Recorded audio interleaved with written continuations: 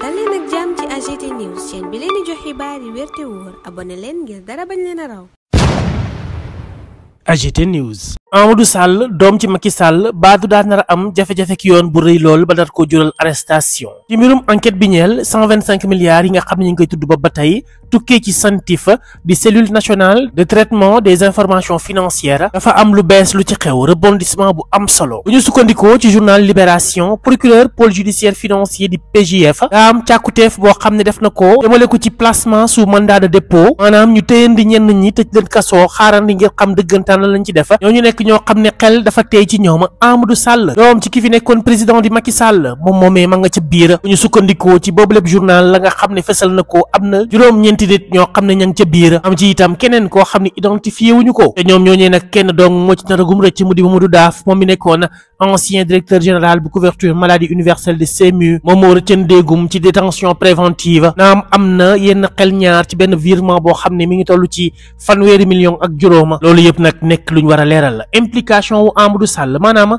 naka la ca duggee naka la ca ay mbiram bokkee Amadou Sall doomu Macky Sall moom ca boppam li waral mu dugg ci bi lépp mbir moo di ay bon de caisse yoo xam ne buñ ko xaymaa tollu na ci fukki milliards ci suñu ay koppara ñoom waa Libération lañ ca fësal mooy benn xaaj ci yooyu les fonds dañ koo transféré maanaam yóbbu ko ci beneen compte boo xam ne société bii di Woodrose Investment Ltd moom moo ko mooma compte boobu nag ma nga ca NCA ngay xamle ba tey naan ñenn ci ay njegeñaale wu Amadou Sall moomee nga xam ne jamono ji ma nga ca réewu Maroc da ngay xamle naan bon de caisse yooyu le fa mu tukkee moo di ci benn njaayub terrain suuf soo xam ne ancien président Macky Sall moom moo ko mayoon doomam en 2014 ñu sukkandikoo ci ñoom ba tey ñoom waa Libération ñi nga xam ne naan Farba Ngom moom moo nekkoon waroon def transaction yi ci boobu lépp mbir ñeel nag benn lëkkaloo partenariat boo xam ne dafa jur ay koppar ñu daal di koy déplacé ay koppar yu ñu jokkalante ci diggante moom ak boobu lépp société di Woodrose Investment Ltd ñoom sax ña ngay wax naan Amadou Sall am na lépp loo xam ni moo di preuve maanaam justificatif kon ñun ñu mën ciy déggee ne ñoom bés bu ñu leen woowoon mën nañ koo leeral la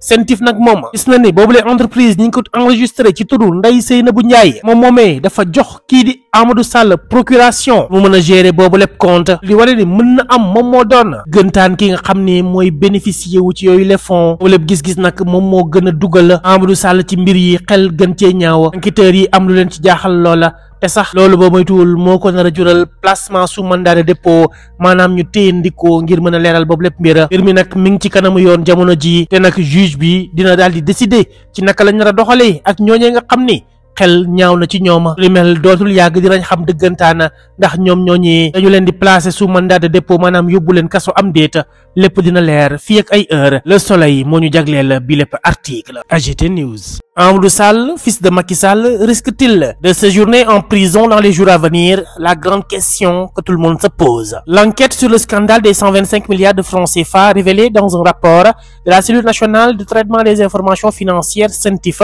connaît un nouveau rebondissement. Selon le journal Libération, le procureur du pôle judiciaire financier PJF a requis le placement sous mandat de dépôt de plusieurs suspects, dont Amadou Sall, fils de l'ancien président Macky Sall. D'après les révélations du quotidien, 9 personnes ainsi qu'un individu non identifié X sont mis en cause dans cette affaire. Parmi elles, seul Mamadou Daf, ancien directeur général de la couverture maladie universelle CMU, échappe pour l'instant à une détention préventive malgré des soupçons sur un virement suspect de 35 millions de francs CFA. L'implication d'Amadou Sall. Amadou Sall se retrouve particulièrement exposé dans ce dossier en raison de bons de caisse d'une valeur de 10 milliards de francs CFA. Nos confrères révèlent qu'une partie de ces fonds a été transférée sur le compte de la société Woodrose Investment Ltd hébergée à la NCA. Des proches d'Amadou Sall actuellement au Maroc assurent que ces bons de caisse proviennent de la vente d'un terrain offert par l'ancien président Macky Sall à son fils en 2014. Selon eux, c'est Farba Ngom qui s'était chargé de la transaction dans le cadre d'un partenariat impliquant ainsi des mouvements de fonds entre lui et la société Woodrose Investment Ltd. Amadou Sall dispose de tous les justificatifs, affirme l'un de ses proches. D'après la CENTIF, bien que cette entreprise soit enregistrée au nom de Ndeye Seynabou Ndiaye, celle-ci aurait octroyé une procuration à Amadou Sall pour la gestion du compte, suggérant qu'il pourrait être le véritable bénéficiaire économique des fonds.